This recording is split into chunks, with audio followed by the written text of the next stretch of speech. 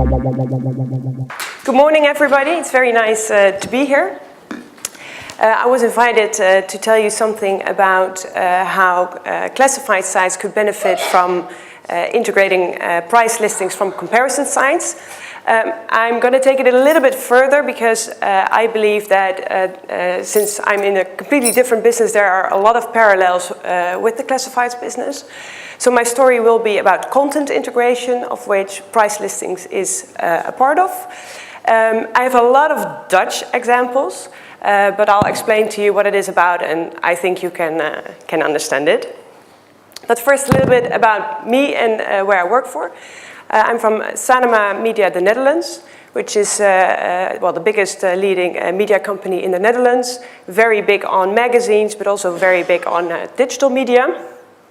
Myself, well, as you already said, I'm general manager of the comparison cluster, which means the comparison websites. The biggest one is Kieskeurig.nl. We are also in Belgium with Kieskeurig.be. We very recently expanded the comparison site to Poland with Expert10 and to France with Expert Prix, which actually was launched, I think, 2 days ago. So we are expanding internationally. And we also have an energy comparison site, which is Energieprijzen. You probably won't be able to pronounce that, but it's a comparison site on all the energy offers in the Netherlands. A little bit more about Kieskeurig.nl, which is our biggest brand. It's very famous in the Netherlands. It exists now, I think, for 13 years. We started in mainly household appliances and consumer electronics. And over the years, we expanded that to home deco, home and garden, clothing, toys, and well, we keep on expanding also to services like finance and insurances. We have over 500,000 products on our website, more than 550 web shops which are aligned with us. And with that, we are able to service more than the half of the Dutch population. We are really proud of that. Our business model is mainly CPC, which means that for every visitor that comes and goes to a price listings page, and when they click out on the button at a shop, we earn approximately 30 euro cents, and that's 70% of our revenue. So why do people compare products? Why is it so important for them? Meet Dave. For 3 months, Dave has been considering blank. A coworker had blank. A neighbor had blank. Dave decided he needed blank. But which blank? A standard blank? A platinum blank? Or a blank with all the blanks and blanks? So he Googled blank. 1,267,043 hits, just for blank. Over 1,900 reviews. Not all good, but mostly good. Over 400 people reviewed blank on YouTube. Several videos showcased why he shouldn't buy blank's blank, so he crossed that one off the list. He found 65 blogs comparing all the blanks. He thumbed through 4 of them, and finally narrowed it down to blank and blank. He posted a note about blank on Twitter. 14 responses within 2 minutes about blank. Come to find out, his uncle and a friend of a friend had blank. The same blank his neighbor had. Go figure. So later that week he asked the neighbor, "Best blank of the bunch," he responded. I think this really illustrates where we are right now. Before the internet came, when you were looking for a new product, it was actually quite simple. You spoke to people, you read the adverts in the newspaper, or you saw something on television. You went to your local store, you talked to the salesperson, and eventually you made up your mind and you bought a certain product. And then the internet came, which on the one hand was of course very liberating because we had access to far more information, and you also had access to far more products. You're not limited anymore to the products that your local store sells, but also products that maybe even aren't sold in your country, but you can import it by buying it at some international website. But you also get a lot of information on products, on opinions of a lot of people on that product, opinions of people on the brands, and so on, which makes it quite difficult actually to make up your mind, like, okay, what do I actually want to buy? And that's the paradox of choice. I don't know if anyone ever saw the TED Talk of Barry Schwartz.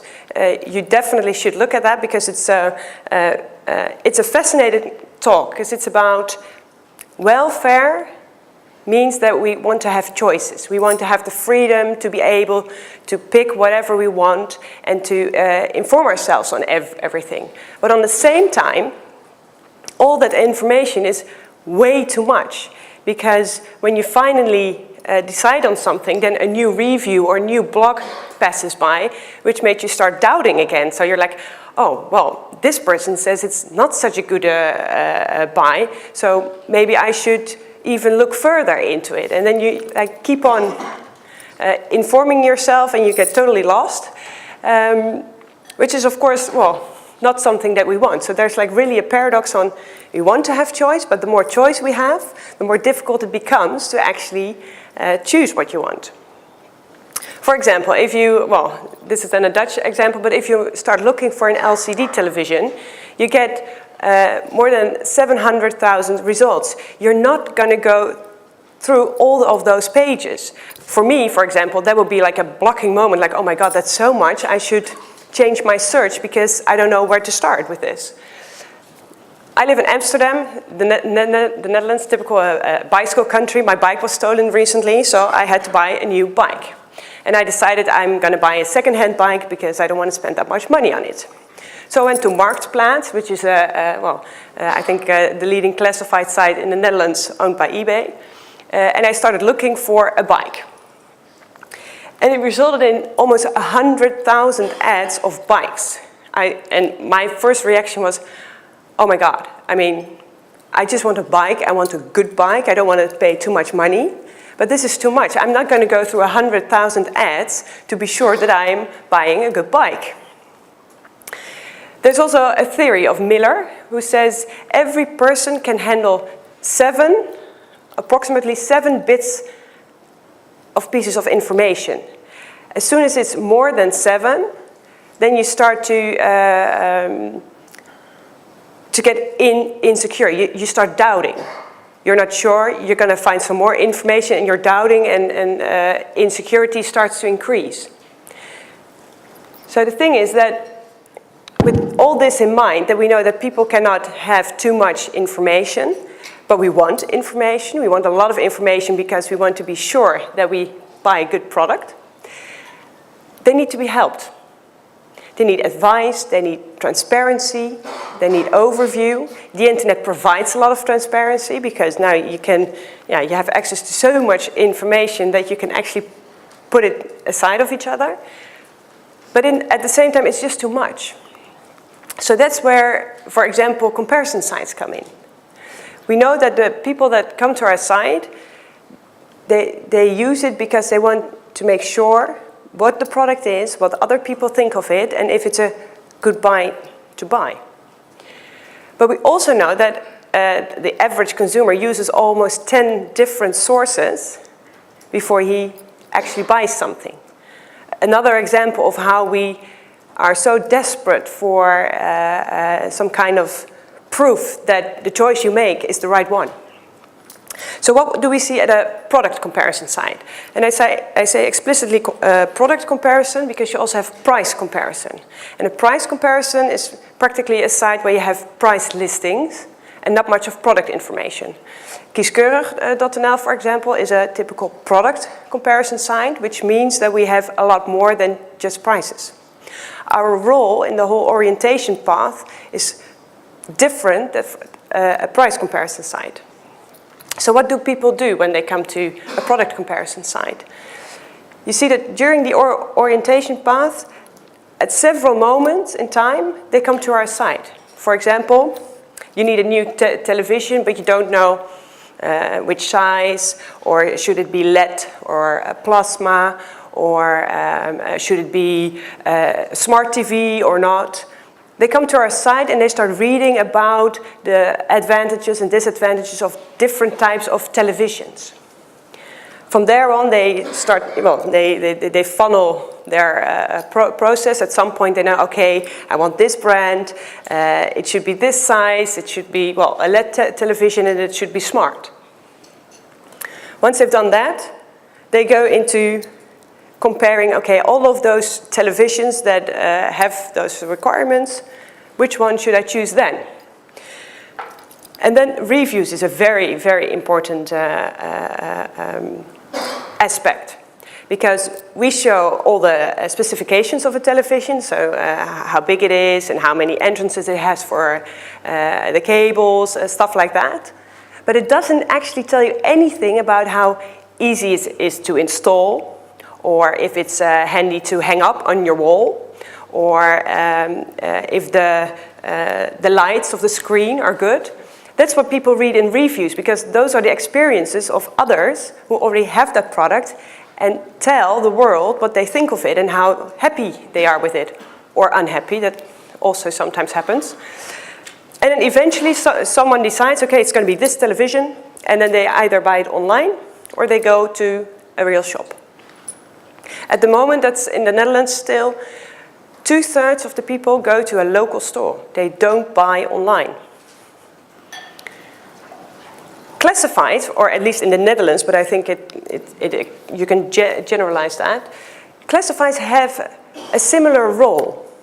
During the orientation path, a lot of people go to classified sites just to see what the offerings are, and they actually haven't decided yet whether they want to buy a new product or a substitute or a second-hand product. So the role of a classified is there also practically a little bit the same as a product comparison site, informing the consumer on what kind of, in this case maybe televisions there are, and what the televisions can do, and then helping this consumer in choosing what he wants to buy. So how can a classified benefit then from what we do at product comparison? I think the biggest benefit is that you add value. It's all about adding value. I mean, the reason why we all exist is because we add value for someone. If you don't add value, why should someone visit your website, or why should someone your product? So it's all about adding value. And one of the, my first thing is adding content. With adding content, you get more valuable, you can explain a lot more, and your conversion rate will go up. This is a very hyped statement from these days: content is king. And it's true, because someone who is on the verge of buying a product, hasn't decided yet, needs to be helped.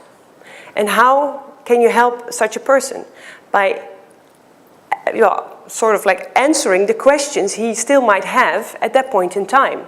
That could be on the product itself, it could be on the brand, it could be on the price.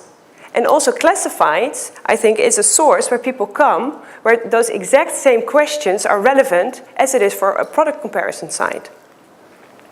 So what can you do, for example? You can add reviews. 2 out of 3 people use reviews as the final call, for example, on which they decide. We also know that your conversion rate almost doubles when people have read a review on a product or on a store. So it shows how valuable and how powerful reviews are. Because practically reviews are just recommendations by other real people and not by a brand or by a shop. For example, if we are all here in Prague and we all had to probably choose a hotel at some point. I, for example, go to booking.com and I'm like, okay, I have to go to a hotel in the center of Prague because that's what I like. Where do I start? You get so many hotels.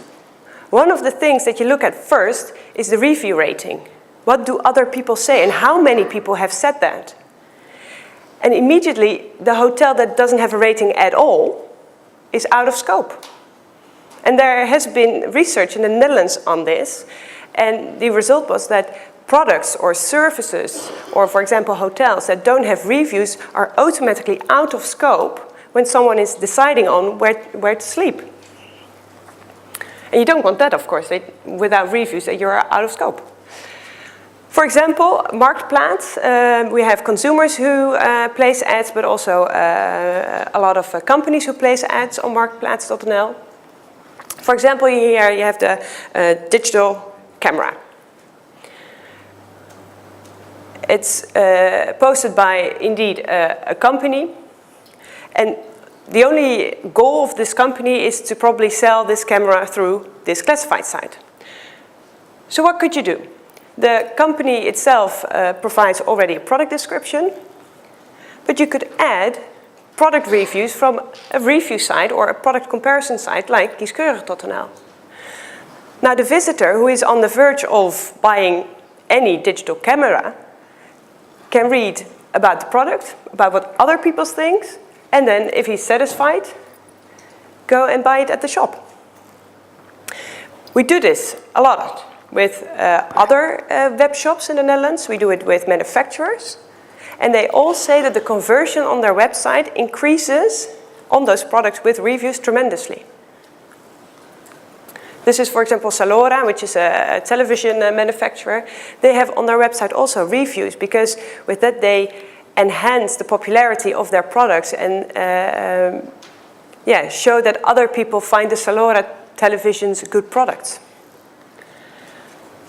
But also, we have there, for example, Wekamp.nl, which is a very, very big web shop in the Netherlands. They advertise on Marktplaats, of course with the goal to sell more products.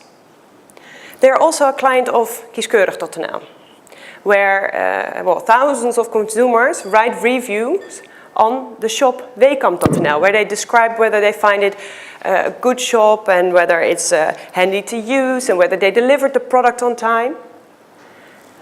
And they have a very good rating. They have an 8.8 on a scale of 10. So it says Wekamp is a very good shop in the Netherlands. Why not use your rating and your proof of concept at a classified site? With that, your ad on the classified site stands out. It shows credibility. It shows trust. And for example, Wekamp could also add the real review content, so that when a consumer is on Marktplaats.nl and he's reading about, in this case, the iPad, and he's contemplating, shall I buy at Wekamp, he gets very good reviews and he thinks, I'm going to buy it. This is your moment of truth where you have a consumer who is on the verge of buying and you want to convert him to the actual buy. You don't want him to go away and to go and search further and go to, for example, Kieskeurig.nl or go to Wekamp itself. So reviews is very, very powerful. Another thing is price. As a product comparison, we get every day from every shop their price feed. So every day they say this product costs this much. And we log those prices. So what we can do is show how the price is fluctuating of a product. But we can also say, for example, with second-hand prices, the new price 2 years ago was this much. So as a consumer, you can see whether the price which is placed by the advertiser is a good price or not. Another thing is additional revenue. We have a partnership with Autoweek.nl, which is a Dutch leading automotive portal. They also have ads from Autotrader, and they work together with us. They have from Autotrader, of course, the listings from all the cars that are being sold. And with us, they do all the extras, like car seats, navigation, in-car CD players, you name it. And they have integrated a comparison module on their site where people can immediately search. They get the product information and they get the stores where you can buy it. And when a consumer clicks here on the button, bekijk, and goes to the shop, Autoweek earns 50% of the revenue. So if you don't have the ads yourself, you can work together and integrate products and prices, and with that you can earn extra money. Another example, if you don't have ads on a certain topic, but sometimes you have, but it's not a very popular category maybe. You can add AdSense, you can add maybe from, well, in this case Marktplaats have their own ad system, but you could also add product listings. Again, if someone is searching, we do this since 2 weeks on startpagina.nl, which is a directory listing site in the Netherlands. If someone is searching for a washing machine, he gets products. And from there on, he goes into the funnel, into the ad, into the product, and at some point maybe he decides to buy that product. Again, you are at, well, again, the zero moment of truth. Someone wants a washing machine, he goes to a certain site where he thinks he can get some information on it. If you don't have it, you don't want them to go away, so find sources who can help you and add that content to your site. So, how can you benefit? Adding value. That's, I think the key message I want to give to you. Add value. People need help. People need advice. People don't want to go actually to 10.4 sources before they made up their mind. I mean, it would be wonderful if you just go at some point to one source and everything is there and you're helped. So try to be the source where you can help as much as you can so that the value is high and people convert. There's an opportunity ahead, I assume. There are a lot of product comparison sites in the world. There are a lot of other similar kind of sites. Think about it. Look around and see where you can find parallels and maybe start working together with those people. Are there any questions?